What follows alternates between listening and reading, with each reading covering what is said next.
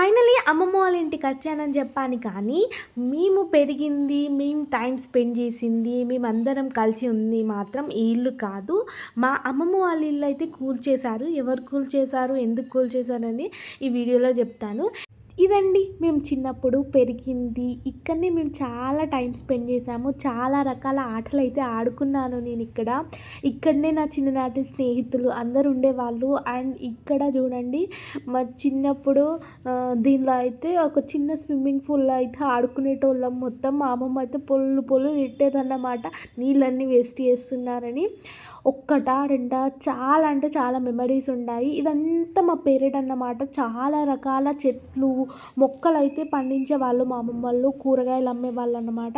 చిన్నప్పుడు చాలా రకాల కూరగాయలు పెట్టి అమ్మేవారన్నమాట. సండే వస్తే చాలు ఏమన్నా హాలిడేస్ వచ్చిన స్కూల్‌కి అమ్మమ్మతోనైతే అలా టైంపాస్‌కి అమ్మడానికైతే వెళ్ళేదాన్ని.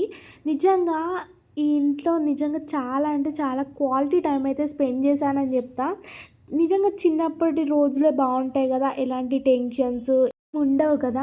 మా అమ్మమ్మోళ్ళ ఇంటి విషయానికొస్తే అయితే వన్ సైడ్ కొంచెం కూలిపోయిందని ఈ క్వార్టర్స్‌కి అయితే వచ్చారు. ఈ క్వార్టర్‌కి వచ్చిన తర్వాత ఏంటంటే ఇందులో కూడా చాలా ఇయర్స్ వరకు అయితే ఉన్నారు. కాకపోతే ఏంటంటే ఈ మధ్య కాలంలో ఓసీ పడుతుందని ఇక్కడ క్వార్టర్స్ అన్నీ కూల్చేశారన్నమాట. అందుకే మా అమ్మమ్మ వాళ్ళకి ఇల్లు అయితే పోయింది. ఇక్కడ మా తాత ఉన్నప్పుడు అయితే చలికాలంలో చలిమంటలు పెట్టుకొని ఇక్కడే కూర్చొని టైం స్పెండ్ చేసేవాళ్ళం. నిజంగా భలే ఉండేటివి. అక్కడి నుంచి ఇక్కడికి వాకింగ్ చేసేవాళ్ళం అన్నమాట తిన్న తర్వాత.